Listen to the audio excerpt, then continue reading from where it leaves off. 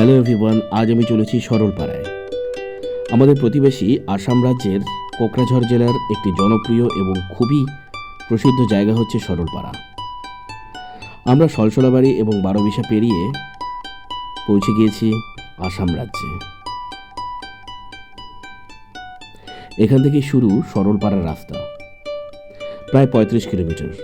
এখন আমরা প্রবেশ করছি শিখনা ন্যাশনাল পার্কে। প্রায় 18-20 কিলোমিটার এই জঙ্গল বা বনভূমির ভেতর দিয়ে আমাদের যেতে হবে। রাস্তার দুপাশে অত্যন্ত অনেক সবুজ গাছপালা। আর এখানকার একটি সবথেকে গুরুত্বপূর্ণ বিষয় ও যেটা সবথেকে ভালো লাগার বিষয়, সেটা হচ্ছে এখানে প্রচুর পরিমাণে রং বেরঙের প্রজাপতি দেখা পাবেন। রাস্তা খুব একটা ভালো নয়, একটু বেশ ভাঙাচোরাই আছে, তবে রাস্তার কাজ হচ্ছে। আশা করি 2-1 মাসের মধ্যে রাস্তা খুবই সুন্দর হয়ে যাবে। তো সঙ্গে থাকুন, ব্লগটা দেখতে থাকুন, আশা করি ভালো লাগবে আপনাদের।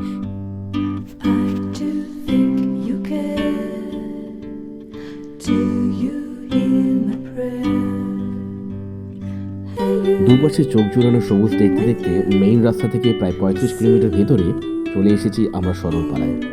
ওই যে দূরে দেখা যাচ্ছে পাহাড়, সেটা হচ্ছে ভুটানের পাহাড়। আর এই সরলপাড়া ইন্দো ভুটান বর্ডারে বা সীমান্তে অবস্থিত। যাক, অসাধারণ লাগছে এই চারপাশের ভিউটা, চারপাশের দৃশ্য খুবই সুন্দর। এখানকার মূল আকর্ষণ হচ্ছে এই নদীটা, একটা খরস্রোতা নদী।